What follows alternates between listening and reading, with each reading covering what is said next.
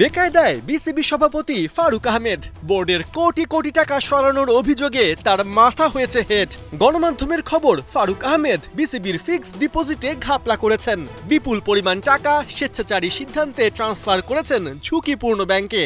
স্বাভাবিকভাবেই ক্রিকেট ভক্তদের মাঝে কৌতূহল জন্মে, প্রশ্ন ওঠে, ঘটনা কি আসলেই সত্য? বিসিবি এক বার্তায় নিজেদের অবস্থান পরিষ্কার করেছে। বাংলাদেশ ক্রিকেট বোর্ডের স্টেটমেন্ট বলছে, নাজমুল হাসান পাপনের আমলে বোর্ডের ২৫০ কোটি টাকা দেশের ৮টি ব্যাংকে গচ্ছিত ছিল।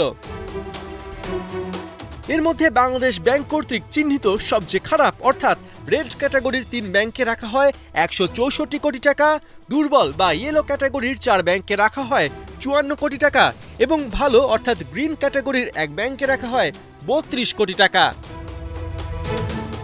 বিসিবির পাঠানো স্টেটমেন্ট অনুযায়ী এই ৮ ব্যাংকে গচ্ছিত ২৫০ কোটি টাকার মধ্যে ২৩৮ কোটি টাকা স্থানান্তর করা হয়েছে ১১টি ব্যাংকে, যেখানে রেড ক্যাটাগরির ১ ব্যাংকে রাখা হয়েছে ৫ কোটি, ইয়েলো ক্যাটাগরির ৮ ব্যাংকে রাখা হয়েছে ১৯১ কোটি আর গ্রিন ক্যাটাগরির ২ ব্যাংকে রাখা হয়েছে ৪২ কোটি টাকা।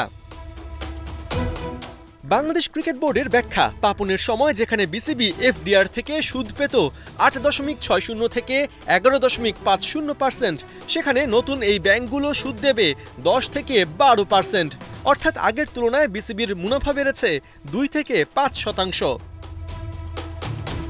এদিকে বিভিন্ন প্রতিবেদনে এই ট্রানজ্যাকশন বিসিবি প্রেসিডেন্টের একক সিদ্ধান্ত হিসেবে উল্লেখ করা হলেও বিসিবি জানিয়েছে, পার্টনার ব্যাংকগুলোর সাথে বিসিবির আর্থিক বিষয়ক লেনদেনে স্বাক্ষর প্রদানকারী হিসেবে দুজন বোর্ড পরিচালক আছেন। বোর্ডের ফিনান্স কমিটির চেয়ারম্যান ফাহিম সিনহা এবং টেন্ডার ও পারচেজ কমিটির চেয়ারম্যান মাহবুবুল আনাম। বিবৃতিতে দাবি করা হয়েছে, বিসিবি সভাপতি এই ট্রানজ্যাকশনে স্বাক্ষর করেন না। এখানেই শেষ না, আর্থিক প্রতিষ্ঠানগুলোর সাথে ক্রিকেট বোর্ডের বিশ্বাসযোগ্যতা প্রমাণে বিসিবি জানিয়েছে, গেল ৬ মাসে তারা ফারুক আহমেদের মেয়াদে ৩টি ব্যাংকিং অংশীদারের কাছ থেকে আনুমানিক ১২ কোটি টাকা স্পন্সর পেয়েছে। এছাড়াও অবকাঠামো উন্নয়নে আরও ২০ কোটি টাকা বিনিয়োগের আশ্বাস পাওয়া গেছে। এমন অবস্থায় গণমাধ্যমকে ভুল তথ্য সম্বলিত প্রতিবেদন প্রকাশ থেকে বিরত থাকার অনুরোধ জানিয়েছে বাংলাদেশ ক্রিকেট বোর্ড। পার্থ বণিক, ৭১।